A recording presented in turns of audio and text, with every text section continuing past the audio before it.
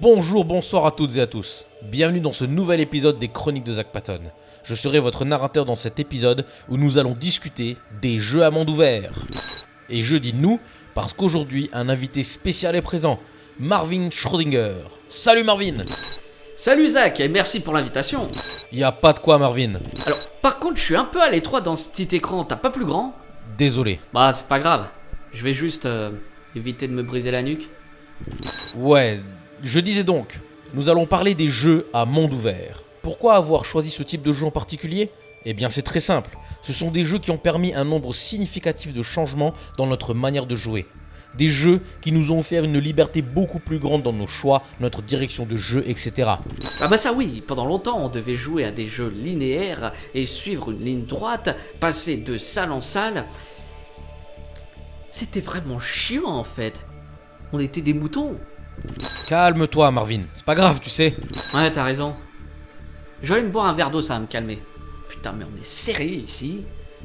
Pour définir correctement un jeu à monde ouvert, il faut prendre en compte plusieurs choses. Un jeu à monde ouvert propose une architecture de niveau différente des jeux standards. On parle ici d'une suppression de limites physiques, comme les murs invisibles, qui nous empêchent d'aller dans des endroits qui ne sont pas prévus pour être visités.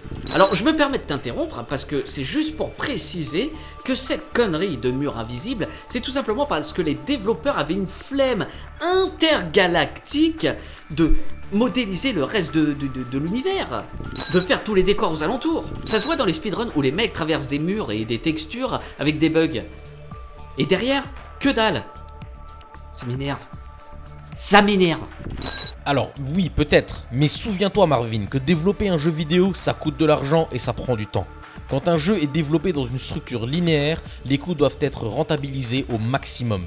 Un jeu à monde ouvert présente donc une liberté de découverte dans des mondes vastes et riches en péripéties, quêtes et autres aventures. Mais il faut faire attention de ne pas confondre ce type de jeu avec les jeux dits sandbox qui proposent des objectifs non linéaires demandant aux joueurs d'user de leur créativité personnelle. Les jeux à monde ouvert donnent toujours des objectifs mais réalisables de plusieurs manières afin d'offrir une expérience de jeu unique et personnalisable à chaque joueur. Pop quiz Marvin, t'es prêt ? Attends, quoi ? Quel est le premier jeu monde ouvert à avoir vu le jour ? Attends. Par internet ? Bordel GTA. Faux ! Le premier jeu de ce genre qui est sorti et qui est considéré comme le pionnier des jeux en monde ouvert est le jeu Elite, un jeu vidéo de commerce et de combat spatial sorti en 1984 sur BBC Micro par la société Accordsoft. Non mais attends, qui connaît ça, bordel ? On n'était même pas nés en 1984. J'avais moins 2 ans. Deuxième question. Quel est le jeu en monde ouvert avec le plus grand monde sans temps de chargement, sauf pour les dialogues ? Ah je sais.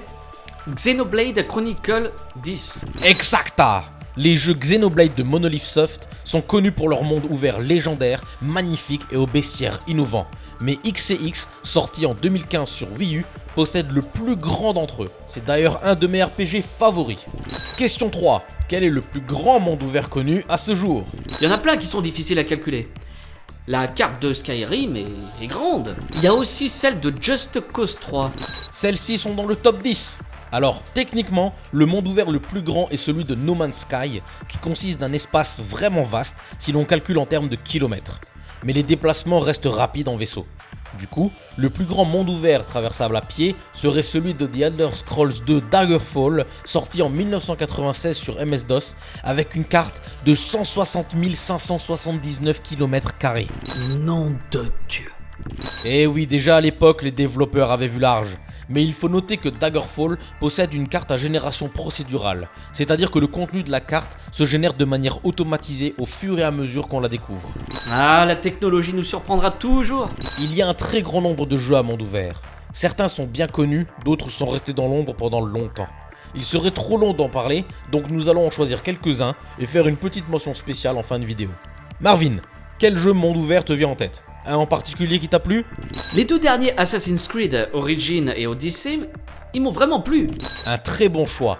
Les jeux Assassin's Creed d'Ubisoft sont techniquement tous considérés comme des jeux à monde ouvert car leurs niveaux sont très vastes et fidèlement réalisés, comme par exemple Rome dans Brotherhood ou Paris dans Unity. Mais il y avait tout de même des limites dans certaines zones et les fameux murs invisibles étaient présents.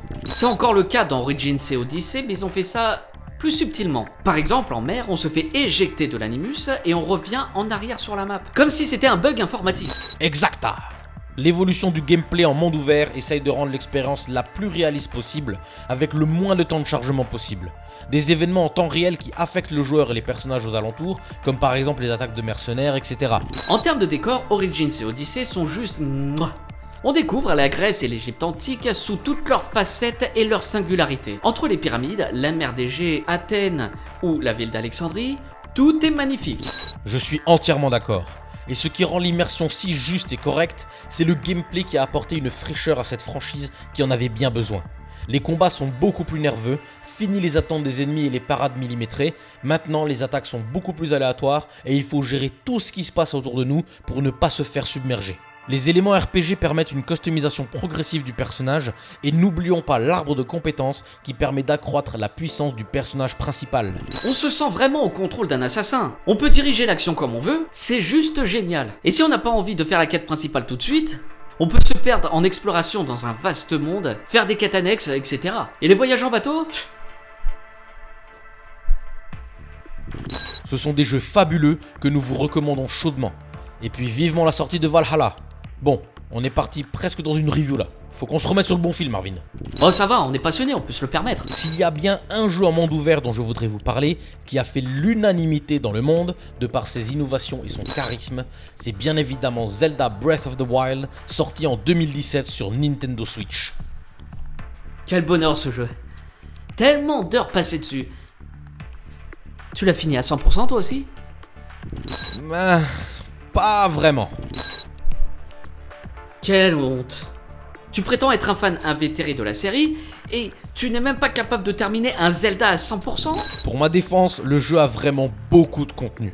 On parle d'une carte gigantesque, animée en une seule fois sans temps de chargement, avec des centaines de petites zones cachées à découvrir, plus de 900 objets spéciaux de collection, des dizaines de tours à activer, des centaines de monstres uniques et des régions plus belles les unes que les autres. Mais tu sais ce qui rend ce jeu vraiment unique, Marvin ? Que Link peut se balader en slip dans tout Hyrule? Non, Marvin. C'est le fait que l'on peut compléter l'histoire de la manière que l'on veut. Avant sa sortie, les développeurs avaient indiqué dans une interview qu'il était possible d'aller affronter le boss final du jeu directement après avoir démarré l'aventure. Personne n'avait compris ce commentaire et tout le monde était sceptique. Mais en fait, c'était vrai. Une fois les speedruns démarrés, les gens ont réalisé qu'ils pouvaient se rendre directement au château d'Hyrule affronter Ganon. C'était certes beaucoup plus dur que si on avait amélioré Link en complétant toute l'histoire, mais c'était possible. Et l'histoire en elle-même était faisable de n'importe quelle manière. Il n'y avait pas de fil conducteur. On pouvait soit aller chez les Gorons en premier, ou alors chez les Zora, ou alors chez les Yuga, et vice versa. D'ailleurs, il me semble que Nintendo s'est inspiré du premier jeu Zelda pour faire Breath of the Wild. Il considérait également que ce jeu était en monde ouvert, mais c'était pas vraiment flagrant à cette époque. En tout cas, j'attends la suite avec impatience. D'ailleurs, ils attendent quoi Nintendo? Marvin, je t'ai dit que développer un jeu prend du temps. Faut prendre son mal en patience. Ok, ça va. Même plus le droit de donner mon opinion ici. Pour ne pas faire durer trop longtemps cet épisode, nous allons lister quelques jeux en monde ouvert qui nous ont marqués. Je vous invite vivement à les découvrir si possible. Je peux parler en particulier de Minecraft, qui est objectivement un monde ouvert très vaste, même si le jeu est un sandbox. On peut également parler de GTA V, qui propose une carte très grande et très réaliste. Je donne une mention très spéciale à Metal Gear Solid 5, un de mes jeux préférés, mais j'en parlerai plus longuement dans une prochaine chronique. Ah oui, et on peut également parler de Shenmue. Enfin, c'était plutôt un ville ouverte que un monde ouvert. Pourquoi je fais ça à chaque fois? Ah oui, il y a aussi World of Warcraft et d'autres Meborg.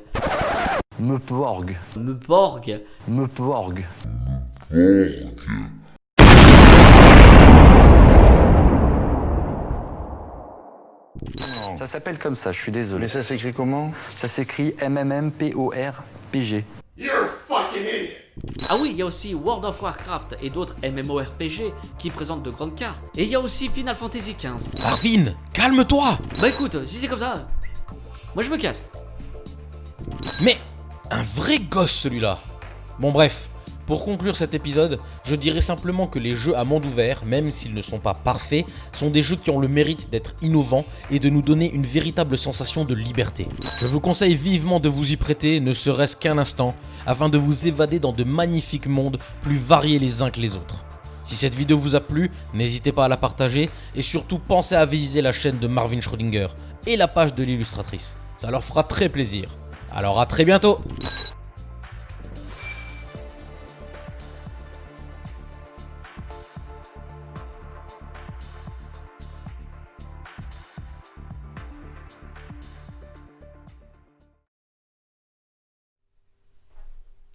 On en était où? Zach? T'es là? J'y crois pas, il s'est barré le gars.